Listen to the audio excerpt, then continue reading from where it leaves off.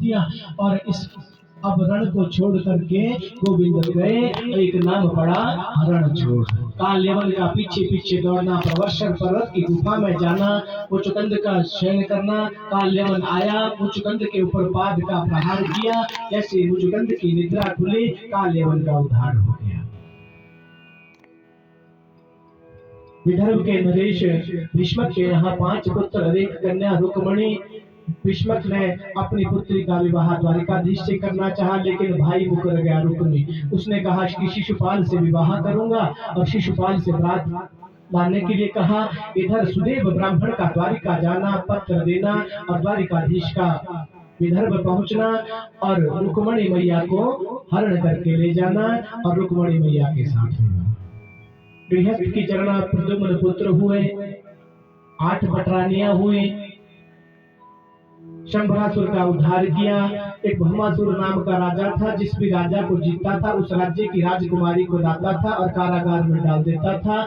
ऐसा संकल्प ले रखा था कि जिस दिन 16,100 रानियां हो जाएगी उस दिन मैं इन सबसे विवाह करूंगा। भौमासुर का उद्धार करना, इन रानियों को मुक्त करना और भगवान का इनके साथ 16,100 मंडल लगा करके विवाह करना। अरिष्टासुर का उद्धार, शंखचूड़ का उद्धार, सुदामा चरित्र, 3 देवों की परीक्षा और इसी के साथ 90 अध्यायों के साथ 10वें स्कंद को विश्राम। 11 स्कंद में नव गुरुओं का संवाद, दत्तात्रेय के 24 गुरुओं की चर्चा और कलयुग के विषय में। 12 स्कंद में कलयुग के विषय में बताया गया, मुक्ति के विषय में बताया गया और पुनः से 12 स्कंदों का अवलोकन करवाया गया। 13 अध्यायों के साथ 12 स्कंद को विश्राम दिया गया। सुखदेव मुनि राजा परीक्षित से कहने लगे, परीक्षित जब तक मैं बैठा हूँ तक्षक कुछ भी नहीं कर सकता। परीक्षित कहने लगे, महाराज मरण तो शरीर का होगा, मैं शरीर थोड़ी हूँ, मैं तो आत्मा हूँ। ना म्रियते जायते, ना आत्मा का मरण होता है ना जन्म लेती है। पशु बुद्धिम जहीर ममा, की वो पशु की बुद्धि है जो अब भी भय खाए। सुखदेव मुनि का वहां से जाना, प्रणाम करके परीक्षित गंगा के तट पे तक्षक का आगमन की प्रतीक्षा और तक्षक आ रहा है। एक ऋषि सामने खड़े हो गए कि मैं परीक्षित को मारने नहीं दूंगा। दोनों में संवाद होने लगा। तक्षक कहने लगा कि मेरे पास इतना विष है, यदि मैं एक बूंद एक फुंकार भी डालूं तो इस वृक्ष को सुखा दूंगा। तक्षक ने जैसे एक फुंकार डाली, वृक्ष सूख गया। ऋषि ने जल लिया, मंत्र पढ़ा और उस वृक्ष के ऊपर डाला और वृक्ष पुनः से हरा हो गया। तक्षक कहने लगा कि इस विधि के विधान को आप मत रोकिए, आप इसे ना रोके और आप कुछ मुद्राएं ले लें। तक्षक आया, एक छोटे से पुष्प में आया। जैसे राजा परीक्षित ने कानों में उस परीक्षित को उस पुष्प को लगाया तो धो धो करके राजा परीक्षित का शरीर जलने लगा, लेकिन उससे एक ज्योति निकली जो गोविंद के चरणों में समाहित हो गई। इधर प्रभात क्षेत्र में गोविंद बट वृक्ष के नीचे बैठे थे, जाने की तैयारी कर रहे थे, पांव पे पांव रखे थे। एक व्याध आया, उसने सोचा कि कोई हिरण बैठा हुआ है, उस तीर को छोड़ा जिस पे मुसल लगाया था और वो तीर गोविंद के चरणों में लगा और उससे एक ज्योति निकली और देखते देखते ही ये ज्योति इस भागवत में प्रविष्ट हो गई। भागवत भगवान की तेने अमांगमयी मूर्ति प्रत्यक्षा वर्तते हरि,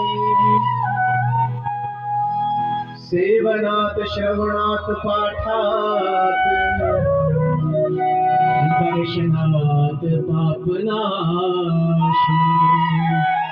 भगवान का मंगलमय विग्रह है जिसके सेवनात् पाठात् दर्शनात्। यदि श्लोकों का सेवन कर सके नहीं कर सके, अगर कोई पाठ कर सके ना कर सके तो केवल भागवत के दर्शन कर लीजिए, तब भी कल्याण हो जाएगा। इसी के साथ 12 स्कंधों को विश्राम दिया गया।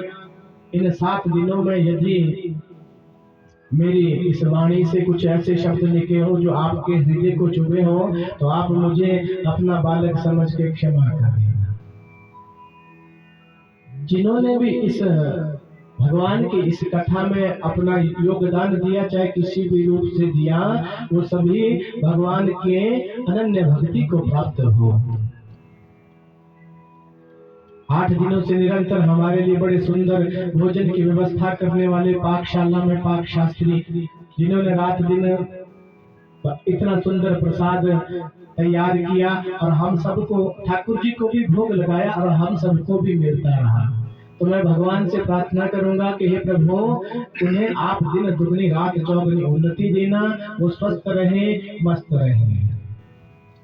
आप श्रोता बंधु जिन्होंने इतना कीमती समय अपना निकाला और निरंतर भगवान की कथा में आते रहे, इतना मौसम ने भी बड़ा काम गड़बड़ किया लेकिन फिर भी अपनी हाजिरी लगाई, तो व्यास मंच से आशीष कि आप भी सब स्वस्थ रहे, मस्त रहे और भगवान की भक्ति आपको प्राप्त हो, सदैव आप उनके चरणों में लगे रहे।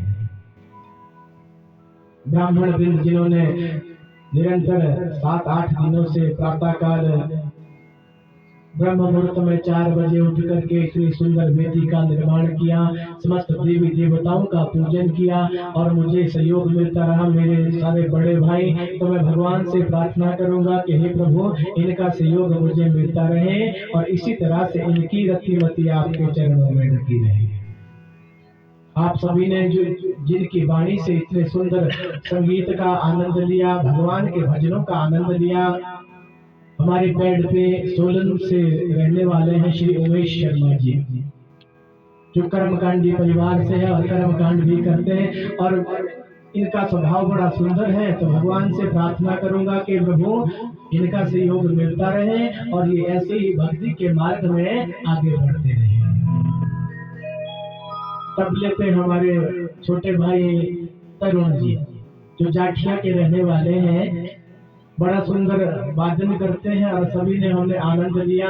और मुझे संगीत तो नहीं आता है लेकिन इनके माध्यम से थोड़ा बहुत जो भी कुछ कर पाया, तो मैं तो भगवान से प्रार्थना करूंगा कि खूब तरक्की करें और आपके चरणों में इनका ध्यान लगा रहे। जो इतने सुंदर आवाज के धनी है करण शर्मा जी, इनका सहयोग भी मुझे मिलता रहे। भगवान से प्रार्थना करूंगा कि प्रभु, ये ऐसे ही आपकी भक्ति में आगे बढ़ते रहे और इनका सहयोग ऐसे ही निरंतर मिलता रहे। बांसुरी तो सुनते ही होंगे आप।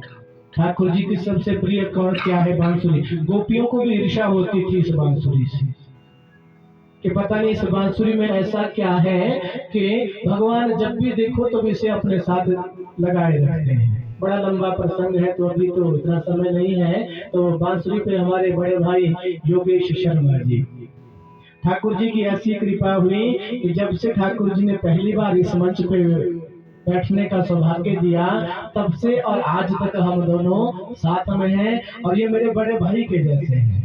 आज जो भी कुछ मैं थोड़ा बहुत गा पाता हूँ, कर पाता हूँ, वो इन्हीं की कृपा से हो पाता है। तो आशीष तो मुझे इनसे चाहिए, लेकिन मैं इस व्यास मंच से परमात्मा से प्रार्थना कर सकता हूँ, प्रभु इनका साथ ऐसे ही मुझे मिलता रहे और ये निरंतर स्वस्थ होते हैं। कई बार ये रिटायरमेंट की बात भी कर देते हैं, तो रिटायरमेंट तो होने नहीं देंगे, ठाकुर जी को कहेंगे कि रिटायर तो होने नहीं देना, इन्हें ऐसे ही स्वस्थ रखना। तो इनका सहयोग निरंतर हमें मिलता रहे। और सबसे बड़ी बात, इसके बिना जो ये विद्युत जो है, इसके बिना तो काम ही नहीं चल सकता है। लाइट गई नहीं कि हमारी भी जुबान बंद हुई। तो हमारे साउंड ऑपरेटर विशु जी बड़ी सुंदर साउंड बनाते हैं और जहां भी हम जाते हैं हमें इनका सहयोग मिलता रहता है। तो गोविंद से प्रार्थना कि ये खूब उन्नति करें और भक्ति के मार्ग में निरंतर बढ़ते हैं। यजमान परिवार जिन्होंने निरंतर 7 दिनों से इस यज्ञ को आज पूर्णाहुति तक पहुंचाया, तो मेरी गोविंद से प्रार्थना है कि जिसके निमित्त प्रभु ये यज्ञ किया था, उसको आप अपने श्री चरणों में वास देना और इस परिवार में निरंतर ऐसे ही हरि भक्त होते रहें और ये निरंतर भक्ति के मार्ग में प्रशस्त रहें और भगवान के चरणों में इनकी रतिमति होती रहे। और भगवान से प्रार्थना करूंगा, हे प्रभु वंशे सदैव भवताम हरि भक्ति रस्तु, इनके वंश में इसी तरह से निरंतर हरि भक्त होते हैं। यदि मैं किसी का सम्मान ना कर पाया हो, भूल गया हो, तो जितने भी जिस भी प्रकार से इस यज्ञ में किसी भी प्रकार से अपना योगदान दिया हो, वो सब भगवान के चरणों में अपना मन को लगाएं, खूब उन्नति करें, दिन दुगनी रात चौगनी उन्नति करें। और इसी के साथ हम वाणी को विश्राम, एक मंगलमय प्रार्थना के साथ हम वाणी को विराम देंगे। आइए सभी बड़े मिलके एक अंतिम प्रार्थना भगवान के चरणों में करेंगे। सभी बड़े भाव से कहेंगे कि श्री कृष्ण गोविंद हरे मुरारी, हे नाथ नारायण वासुदेव। 2 मिनट बस। श्री कृष्ण गोविंद हरे मुरारी, हे नाथ नारायण वासुदेव।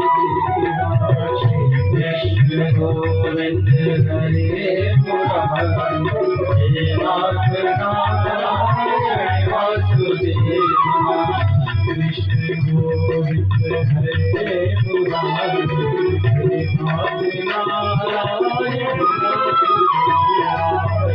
कृष्ण गोविंद हरे मुरारी, हे नाथ नारायण वासुदेवा।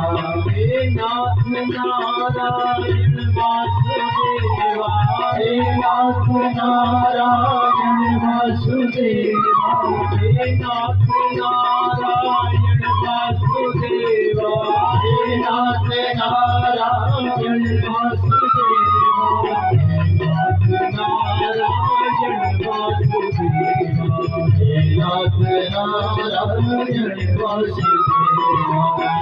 कृष्ण गोविंद हरे मुरारी, हे नाथ नारायण वासुदेवा। कृष्ण गोविंद हरे